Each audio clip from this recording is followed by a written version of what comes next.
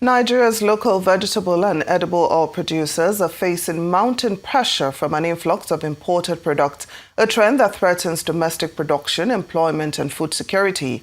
Farmers and processors argue that unrestricted imports undermine local businesses, reduce job opportunities, and weaken the country's capacity for self-sufficiency in essential food commodities. Well, joining us now is engineer Okey, Koro, National Chairman of the Vegetable and Edible Oil Producers Association of Nigeria. He will discuss the challenges posed by imported products, the urgent need to protect local producers, and policy measures that could safeguard jobs, support domestic agriculture, and strengthen Nigeria's food economy. Welcome to Newsday. Thank you so much for joining us. Thank you so much. Thank you very much. So what factors do you think could be driving the continued influx of imported vegetable and edible oils into Nigeria? And what do you think can be done to combat this? Yeah, actually, I think, vegetable oil, refined vegetable oil is one of the products under prohibition by the federal government and has no business at all coming in because all the programs structured by the vegetable oil sector was based on this prohibition. So what is driving it now is just that the borders are loose, the wharves are open, the custom, the NAFDAC, the other agencies are not doing what they are supposed to do. Because if a product is under prohibition and plans has been made by the industrial sector, backward integrations have been undertaken, loans has been taken, the sector was seen as a protected sector when these investments were going on. But right now, the protection is gone. It is not that government has removed the prohibition from vegetable oil, but that the people who are supposed to implement the policies already established by government are not doing that. So this negates all the things that we are doing because it is difficult for local industries to compete. One, these commodities are evading duty, they are not paying duty, they are coming in illegally, they are not checked. So there's no way the local industry can compete with them. The prices are definitely lower than our prices. And they're leading to a lot of losses in the sector. And many who cannot stand it are closing down their factories. And you know that as the factories close, the whole value chain is affected. The man who is bringing the product from the raw material, the man who is processing first and the man who is processing second. Even the everybody is affected. Even the ordinary tanker drivers who carry the products, the people who sell the products, everybody is affected because the massive importation across the border and across the, even from the wharf. There's no way such volume can be coming from One wharf. And some are coming from Badagry, some are coming from other northern borders. And custom cannot say they are not aware of it. We think that the basic thing we are requesting is for government to get its agencies to implement already created policies in this sector. Yes, so I was just about to ask you. So that people can plan, because right now all the cash flows are wrong. I was just about to ask you about that. Can we delve more into depth about some of the solutions? If you had the opportunity to implement a single policy change tomorrow, what would it be to immediately boost local vegetable oil production and the industry in order to save these jobs? Well, for now, I think the policies are already in place, but they are not being implemented. All we are asking government is to create an enabling environment. If the policies that are already established by the government, the prohibition policy they have, there was a reason for it. Nigeria used to be #1, we are now #5, and we are going down. And the policy was supposed to encourage the sector to grow. And it has started because we started from 1 million ton, we are now at 1.5. So we cannot lose that advantage we are gaining now. And the only thing that can be done is to get the agencies to implement already established policies in the sector. We are not asking for anything additional. We are not asking for subsidy from government. We are just asking for protection, because Nigeria already has the capacity, installed capacity. They have the manpower, which is cheap. They also have the enough arable land, more than even number 1 country and number 2 country. So these policies have to be protected so that long-term cash flow projections can work. For instance, palm oil has gestation of 4 to 5 years. So we cannot pretend that you just put it in the ground and you harvest it. So these policies should be given adequate chance to work by protecting the sector the way they have done and getting the people to do the right thing. Now, what are the long-term risks to Nigeria's food security if local edible oil production is not sustained?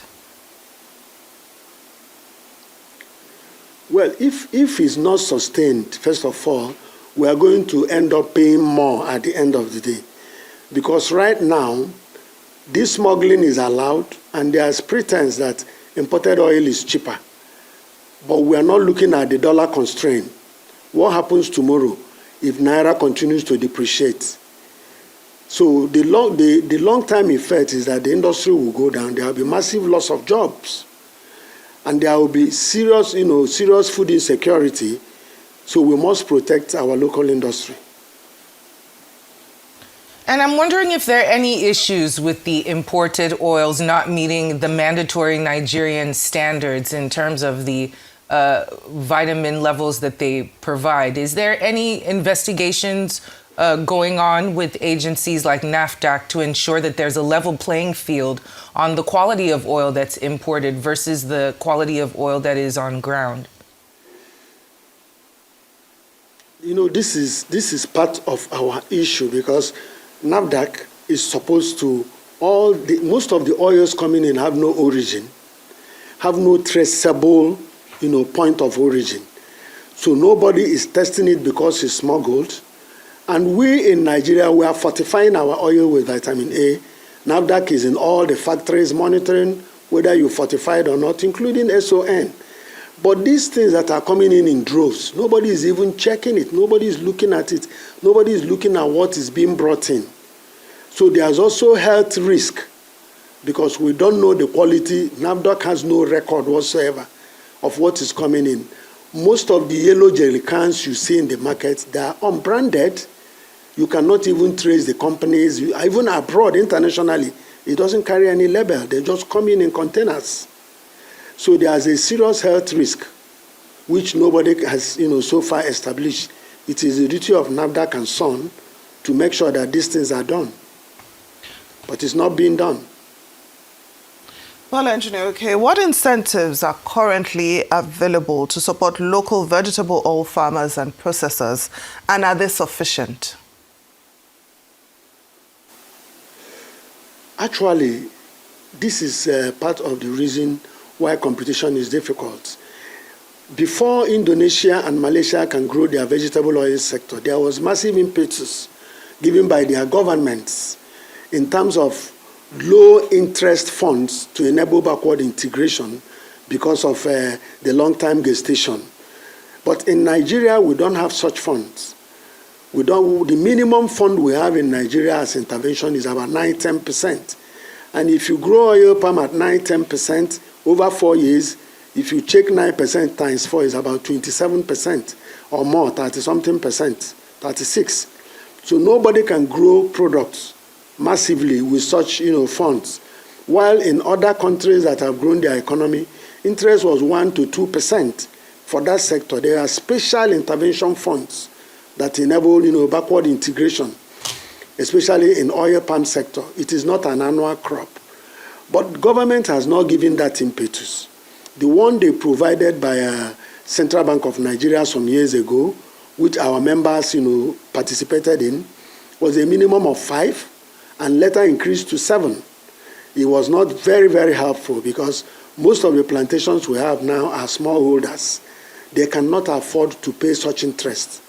So if we are serious about growing the sector, there should be impetus given through low interest rate loans And then if you look at what government has done recently, by putting all the industries in Band A, what they call Band A electricity, other countries are subsidizing industry.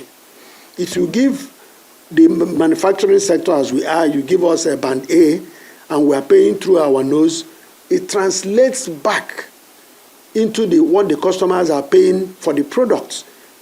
And then also does not give the companies chance to have enough money to reinvest into expansion or into backward integration.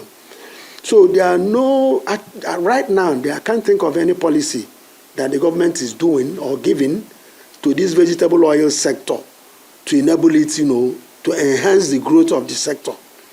It's like the investors are struggling on their own to make sure that they meet the demand, to make sure that they grow the sector. The government is partially adamant, and now they cannot even protect policies that they have laid. That is was the worst part of it. And how can the average Nigerian consumer support the local industry at this time? What assurances can local producers give the public regarding the quality and output of the oil? Yeah, we would like to encourage the local, ask the local consumers to patronize made in Nigeria products that their origin, not just any product you see in the market. Products that are not branded, even though now they are producing fake labels and putting on the jerry cans with fake names, and the people are just buying it. So the people should focus on buying made in Nigeria. They know the origin, they know the companies that made it, they know the quality. It is also being assessed by SON, by NAFDAC, and other agencies. They should, stop patronizing the imported unbranded oil. That is, our advice, because it may be cheap now. In the long run, they will pay far, far higher for those, for same products. Engineer Okey Koro, National If the local Chairman. industries stop functioning. Well, Engineer Okey Koro, National Chairman, Vegetable Edible Oil Producers Association of Nigeria, thank you so much for joining us on Newsday.